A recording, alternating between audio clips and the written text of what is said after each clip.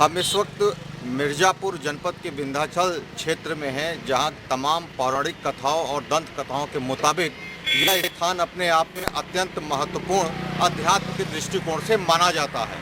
वहीं यहां पे दूर दराज तक प्रचलित राम गया घाट है, जहां पे प्रेत श्राद्ध और पितृ श्राद्ध के लिए भी काफ़ी मशहूर है। और यहाँ के जो सबसे जानकार इस मामले में जो जाने जाते हैं, हम सीधे आपसे जानना चाहेंगे कि इसकी क्या महत्व है और हिंदू धर्म में कितनी इसकी महत्ता मानी जाती है। बताएं सर। सर, मैं जात से कर्म से महापात्र हूँ। पहली बात मेरी जान लीजिए, मेरा नाम अमरीश उपाध्याय है। मेरे पिताजी का नाम स्वर्गीय कमलेश्वर उपाध्याय। विंध्याचल पक्का घाट मेरा मकान है और मैं राम गया घाट का तीर्थ पुरोहित हूँ। प्रेत श्राद्ध, पितृ श्राद्ध, गौ दो से सब कराना हम लोगों का अधिकार है और 1 दिन से 11 दिन तक का पूरा अधिकार हम लोगों का है। राम गया का ये महत्व है कि यहाँ पे जो भी प्रेत और पितृ से ग्रसित लोग हैं, वो यहाँ आके पिंडदान सच्चे मन से कर देंगे तो उनका प्रेत और पितृ दोनों स्वर्ग मोक्ष धाम पहुँच जाएंगे। ये मैं नहीं कहता हूँ, ये ब्रह्म पुराण कहता है। अच्छा, कुछ लोग कहते हैं कि यह सिर्फ और सिर्फ एक कोरा कल्पना है, वैज्ञानिक इसको नहीं मानते। नहीं, इस पे आपकी क्या नहीं, नहीं। जब आप महोदय आप कल आइए हमारे साथ, कुछ वहाँ पे लिखावटे हैं, जब आप उसको लिखेंगे। आज तक पुरातत्व विभाग भी वहाँ का पता नहीं लगा पाए हैं कि चरण पादुका कितने वर्ष का है। उनका एक चरण बाह्या पादुका यहाँ पे है और दोनों गया में। वो मगध राज पहले बोला जाता था और जो गया धाम बोला जाता है उसका नाम गयासुर दानव था, वो राक्षस था। पहले राजा दशरथ जब मर गए राम राम कहते हुए, तो भगवान श्री रामचंद्र जी जब लौट कर आए हैं और पूछने लगे अपने गुरु कुल गुरु वशिष्ठ से कि गुरु, मेरे पिताजी तो राम राम कह के मर गए हो तो सीधा वैकुंठ लोक के गए। गुरु ने कहा नहीं, वो राम राम कह के मरे जरूर हैं पर वो तुम्हारे वियोग में मरे हैं, इसलिए वो प्रेत योनि में है। और उस समय ये देखा गया कि पृथ्वी में कहाँ कोई मौत नहीं हुआ है, कहाँ किसका मृत्यु नहीं हुआ है।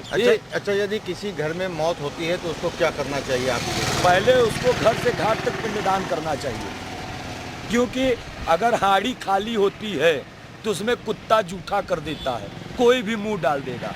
इसलिए जब प्राण मृत हो गया, ठीक, तो उसमें दुष्ट शक्तियाँ, राक्षस, प्रेत कभी भी समा सकती हैं।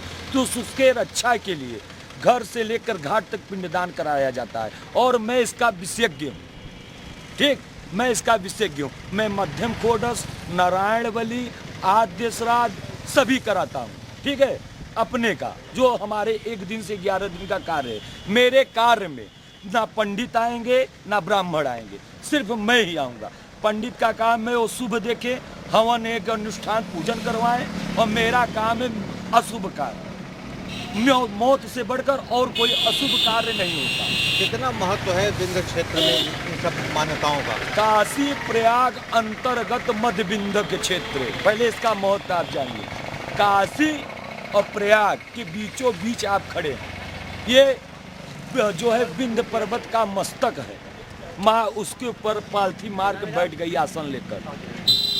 आप इस विंध्य पर्वत पे, इसका महत्व ये है कि यहाँ त्रिकोण करने से सारे पाप कष्ट दूर हो जाते हैं और सब मिट जाते हैं, दुख दूर, और धन्य धान्य का पूर्ण रूप से फल प्राप्त होता है। अच्छा, आपको धमकी भी दी जा रही है, ऐसी चर्चा है? हाँ, इसलिए क्योंकि मैं थोड़ा सा कर्मकांडी विद्वान हूँ, प्रेत और पितृ श्राद्ध का। मेरे बिरादरी में महापात्र में कोई इतना ज्ञानी नहीं है, कोई पितृ गायत्री भी नहीं बोल पाता। जब पितृ गायत्री ही नहीं बोल पाएंगे तो प्रेत को पितृ कैसे बनाएंगे?